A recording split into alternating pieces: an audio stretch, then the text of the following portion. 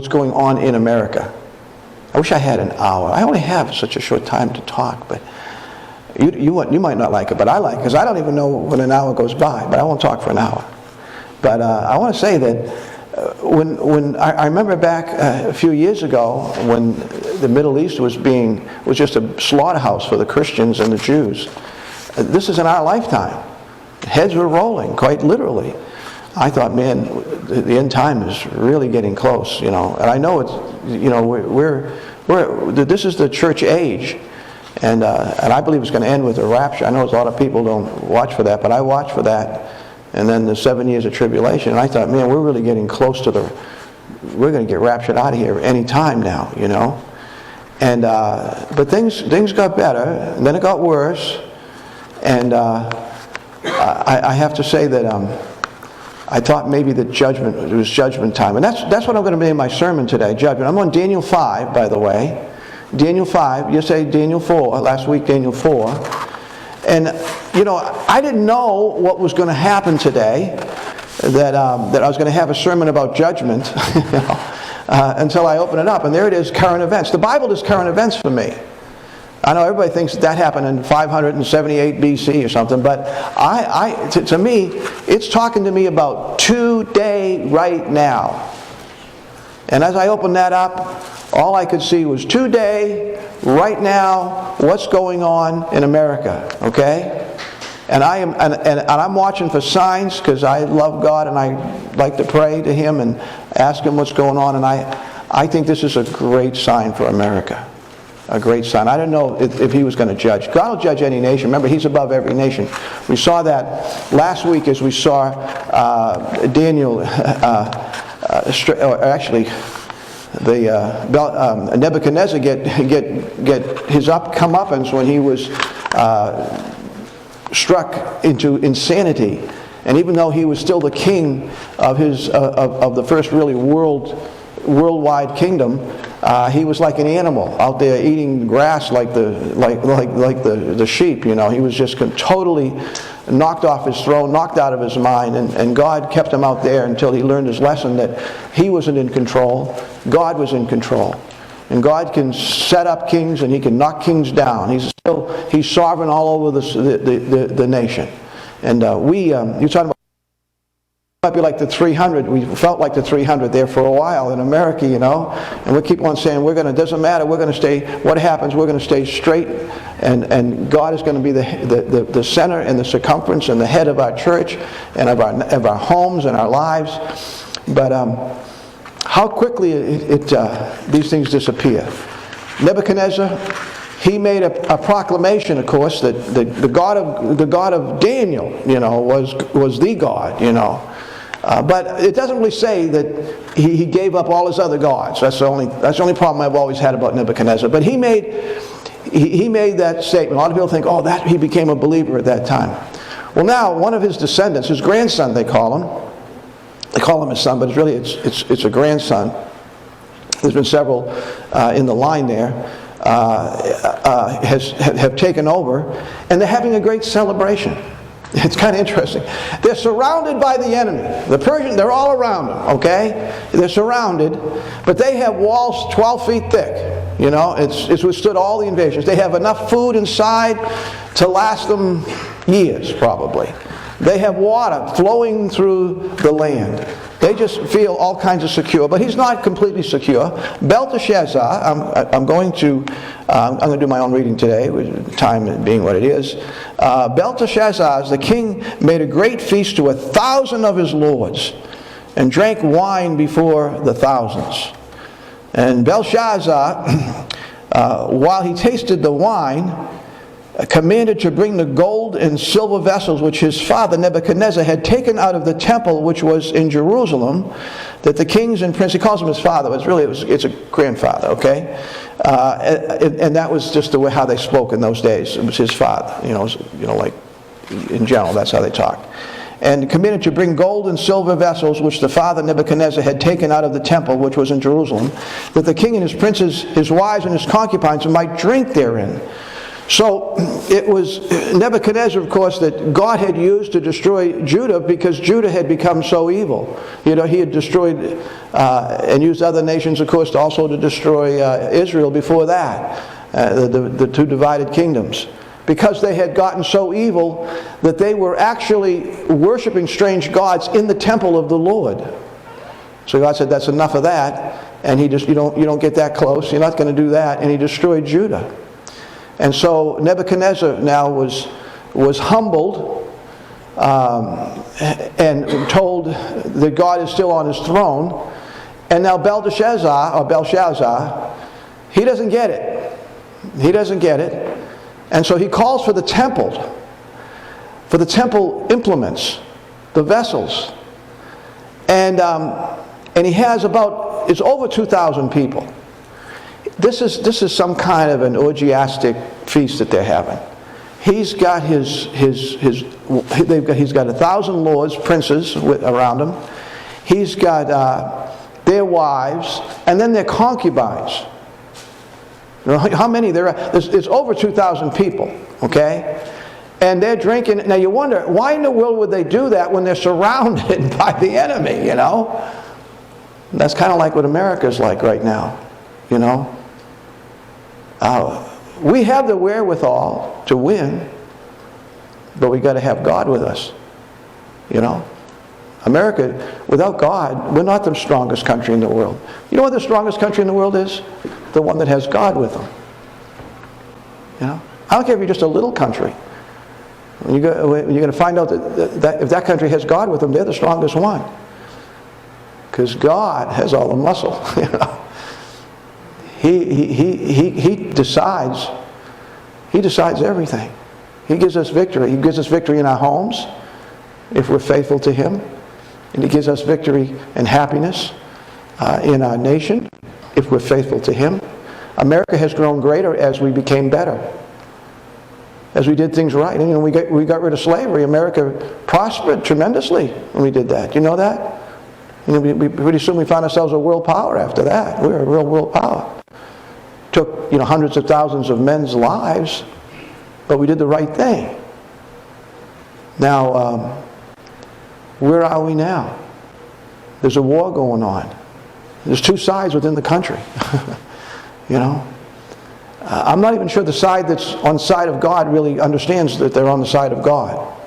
We really, that's why the churches and the homes are so important right now. We have to speak out. We can't be silent. We have to talk, and you know, we get the family together. Tell them how much you love the Lord, you know, and how you feel about things. And they say, I love you anyway, but, you know, but I'll take God's side.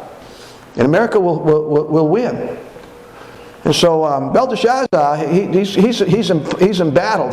Just like, so when I looked at this, because I didn't look at it during the week, and then all of a sudden toward the end, I got to get this together, and all of a sudden Roe v. Wade is overthrown. I'm realizing, whoa, man, we got to make some choices here in America, right? And God given us a sign. Donald Trump was asked, you know, you going to take credit for this? You put those judges in, you know, 3 judges, wow. Supreme Court judges, and Donald Trump said, no, this was God's decision. And He decided for us. And that throws all these things that we've been so down about, all the things about the gender issues, you know, and all these things these issues that are so important to the family, so important to the individual, to happiness, to prosperity, to relationship with God, that are being promoted, and we're not allowed to speak about it. You say these things, they'll call you names. That you say, well, that's not me. I'm not what they're saying I am. But if you go against what's politically correct, they're going to call you all kinds of names, and there's something wrong with you, right? Try to silence us, keep us quiet. Freedom of speech is one of the things that's really endangered right now. And so I think God is. I just look at America and I see these choices. These are going to all be rehashed now. It's going to go to the state level, and the churches and the families of America. We're going to make the decision. And so we have to be close to God. And so Belshazzar, he calls together all his people, and they're embattled all around them, and they just so confident in themselves, and in their gods with a small g. And so it says he might drink therein, and then they brought the golden vessels that were taken out of the temple of the house of God with a big G, Jehovah God, which is at Jerusalem, and the king and his princes, his wives, his concubines, drank in them. And they drank wine and praised the God of golds. That means made out of gold. God's made out of silver, of brass, of iron, of wood, of stone.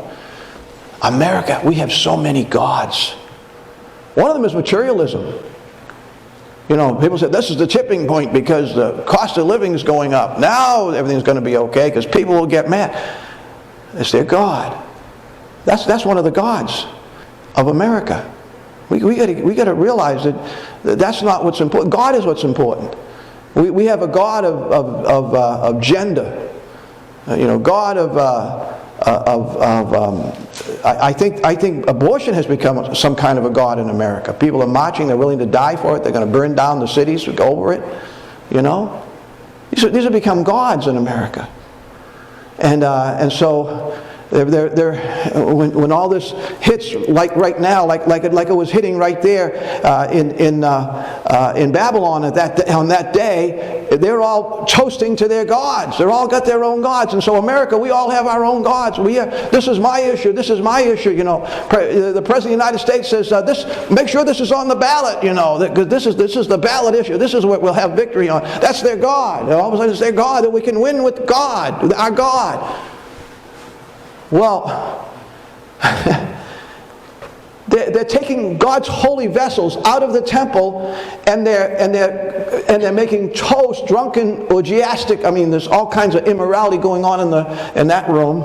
All kinds of things happening. Every kind of evil every kind of evil you find in America, because that's where we are. We have all kinds of evil, and we say it's good. Evil has become good. Good has become bad in America. Isn't that true? Even in the schools, if a young child in some places in America today can get a sex change without asking and even telling their parent about it. It's against the law. The teacher can't say anything. Give me a break.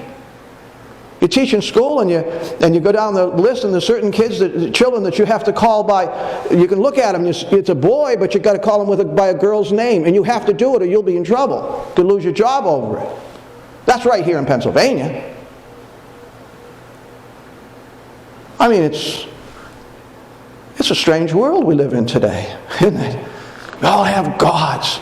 And so these guys are all toasting it'll be the god Baal, Marduk. Marduk will save us, he'll save us. And everybody has a different god. All the concubines from all over the known world at the time, they're all toasting to their gods. They're going to defeat the Persians, And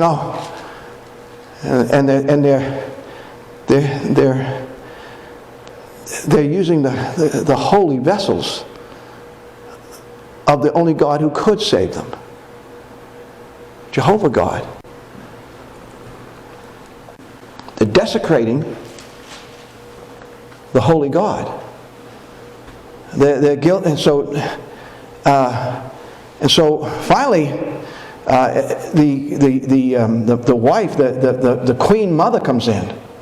She's an older woman. She remembers Nebuchadnezzar, how God had humbled him, and it was Daniel who came in and told him about his holy God. And so she says, there's one that you can call in, and he's wise. Then came in all the king's wise men, but they could not. So as they do this, they see a hand up on the wall. That's where we get the expression, there's handwriting on the wall.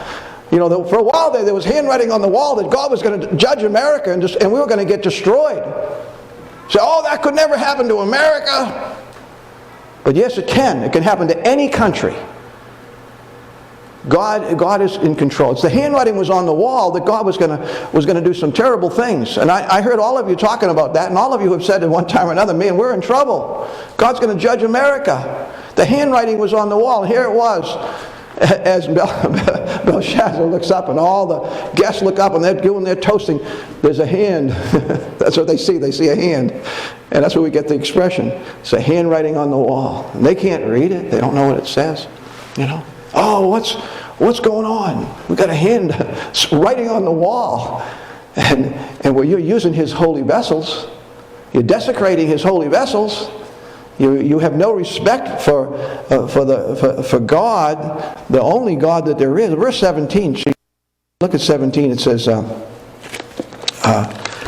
I think 5:17. I'm going to try to read out of it. I don't see that well, you know. But she says in verse 11, "This is a man. There is a man in the kingdom in whom the Spirit of the Holy God," and she says "gods" with a small g. She doesn't have it right either, but she understands that Daniel had a God that actually answered. Do you think that God is in your life? Do you know when you receive Jesus Christ as your Savior, that God entered into your heart? And he's the master of your life every day. There is a man in the kingdom in whom is the Spirit of the holy gods.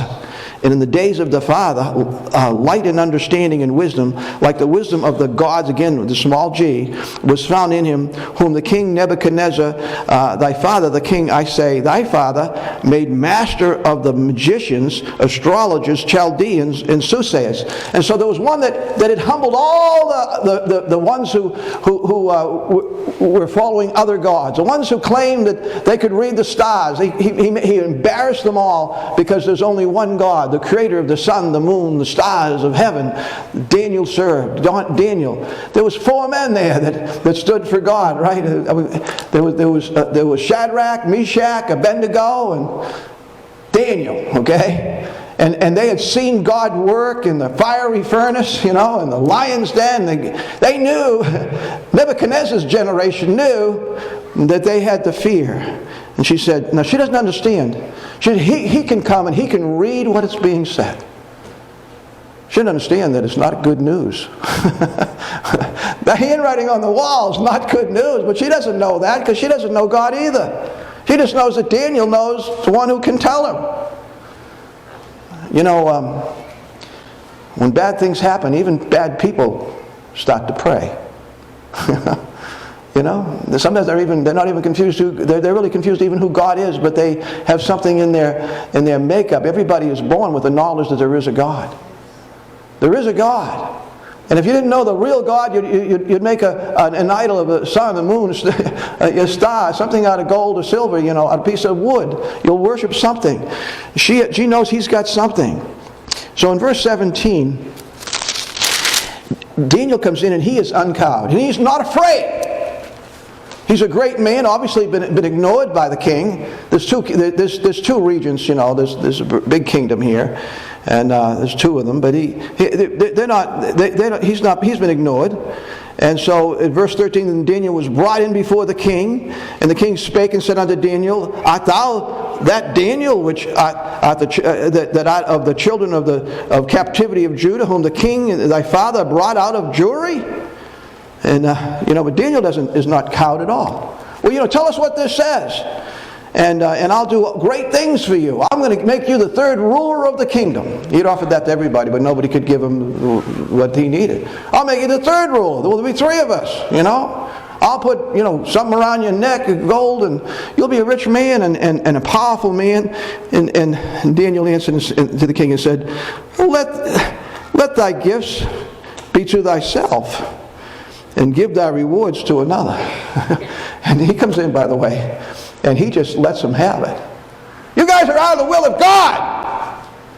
You're in trouble, and I don't want your gifts. However, I will tell you what it says on the wall. But I don't want anything for it. I will read the writing unto the king and make known to him the interpretation. O thou king, the Most High God gave Nebuchadnezzar the fisher a kingdom and majesty and glory and honor. He says, oh, God on high made Nebuchadnezzar what he was. You're his grandson. And your grandfather could take anybody. He could kill him. He could give him freedom. He could make him rich, make him poor, put him in slavery. He could do anything to him. He had absolute power. But it all came from God in heaven. But you're out of the will of God. And then the part of his word was sent from him, and the writing was written. And this writing that was written, Mene, Tekel, Upharsin. Now I don't know if that's pronounced right. It's an ancient language. And this is the interpretation of the thing. Mene, God hath humbled thy kingdom and finished it. See, when God took Nebuchadnezzar, he saw something in him that could change. He saw a heart that could change. It's the same way with so many of us. He's put us through the ringer. But he keeps us alive. He gives us back our health because he knows it will come back to him. It will come to him. And that's what Nebuchadnezzar would do. Belshazzar isn't going to do that. God has judged him and found him worthless. So he says, you're done. He says, this is the interpretation of this thing. God hath numbered thy kingdom and finished. It's done. That was what I was afraid about America. I think the decision that was made the other day, it gives me hope. Does it give you hope? Do you know what I think it means? It means God is not done with us. He's not done with America. He gave us this land. Just like Israel received the promised land, I believe he gave this to the Christians so that we could have a Christian nation and that we could turn the world to Jesus Christ. And look where many of the missionaries are coming from. They're coming from America. Our leaders are denying that we are a Christian nation, but my friends, the roots of this nation, which comes right out of the Constitution, comes right out of the Bible. The Ten Commandments used to be in every courthouse. That's the basis of America. The men who wrote the Constitution, like 2/3 of them were seminary graduates. They knew exactly what they were doing. When George Washington, when they prayed in a room, you can take a look at pictures today, all the people will be praying. George Washington was on his knees praying. And he said, if we're not a Christian nation, we'll not survive as a nation. That was what he felt, he believed, and he expressed. We are a Christian nation. We need to go back to our roots. But I think there's hope. There's hope for us. I'm praying. I'm believing. I'm believing that the Calvary's coming. You know, I think it's going to... We have the midterms coming. You know that...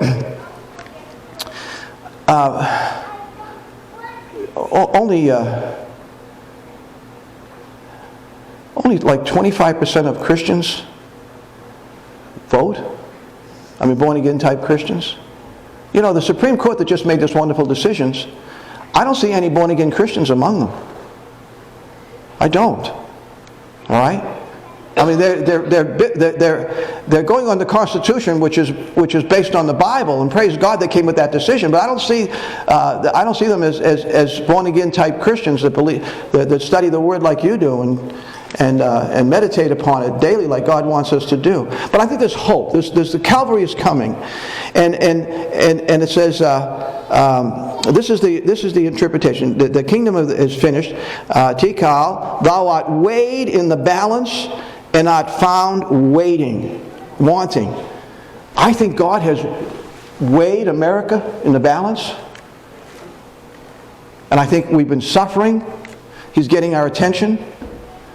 I'm hoping and praying that this is a sign that God is saying, I've weighed America in the balance, and there's more good than bad.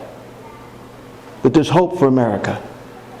I'm hoping that we never see the handwriting on the wall that we are done and finished, because I was thinking that's what we're seeing. But no, it says, God hath numbered thy kingdom and finished it. Tekel, thou art weighed in the balance and art found wanting, and Perez, thy kingdom is divided and given to the Medes and the Persians. And when God says that's the end of America, that's the end of America, but I don't think God has said it. There's time for us. Let's get busy. Let's teach our children the things of God. When they go to school, let's teach the children in school by how we live and what we say around the dinner table, that God is at the center of our lives. It's going to make a huge difference. Our children are unarmed. If you're not bringing them to Sunday school, if you're not teaching them about Jesus Christ, and they're going into the public schools today, they are unarmed, and the devil is having a blast. But God has weighed America, I believe, and He's finding good in us. He's looking at the basics of the country. He's looking at the many churches across America that are preaching the gospel, the many mothers and fathers that are homeschooling and also sending their kids to public schools, but teaching their kids well enough that their kids can ward off the evil that they find there, and these children grow up good. So where are we today? Well, God is weighing us, America.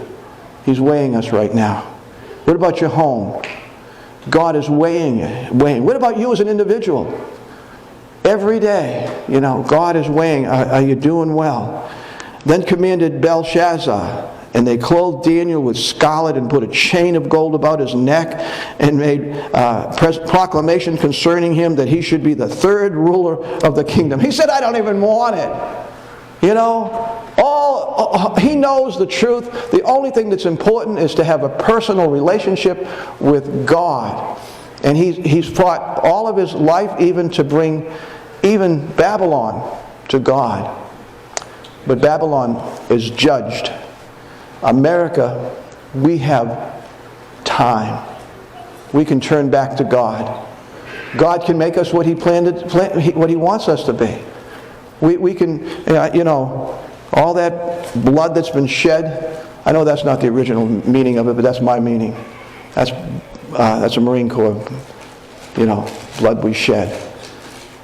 All the blood that's been shed for this country, even in the Revolutionary War, all the blood that was shed, so that we could be a Christian nation serving God, that we could be free to raise our children up in a place where we can talk freely about what we believe and teach it to our children, and that our children can grow up to know God and have a relationship with Him.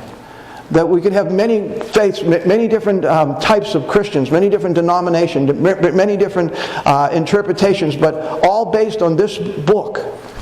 And we have the freedom to give that to our children. Woe to those who fail to do that. Well, I'm out of time. But that's current events. Now, do you see that when you read that? When Babylon was judged, there was no second chance there. That was gone. It was finished. Next day, God just, we'll talk about that tonight. God just made it so easy for the Persians just to walk in overnight. One day, Belshazzar thinks he's king. The next day, he's dead, and the Persians are ruling. And I got to tell you, Israel's going to be sent back in to the Holy Land by a Persian king, Cyrus, right? And he's going to give them the holy vessels that they can bring back and build the temple back again in Israel. It's all part of God's plan, okay? I think America's a part of God's plan. I think we are a nation that is to spread Christ throughout the world. Many years ago, I was called to a conference it was Charles Stanley's church. He called all the conservative Baptist pastors there. Probably other denominations were there too. But he said this. He said, we're the largest Protestant denomination in America, And he said, as Southern Baptists go, so will go America. And as America goes, so will go the world. In other words, you're not going to evangelize the world unless this is God's his plan. That's what Charles Stanley, he was the one speaking. What he planned. I took that to heart.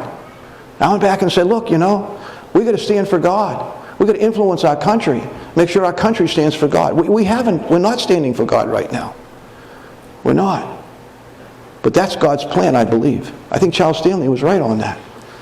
Let's close in prayer. Father in heaven, perhaps there's somebody here that does not know Jesus. Perhaps there's somebody here that needs to rededicate their life to Jesus, rededicate their home to Jesus, rededicate their tongue to Jesus, and let the tongue get freed up to speak good things and honest things about where we're going in America and in our homes. And we'll just thank you and praise you for that. In Jesus' name, amen.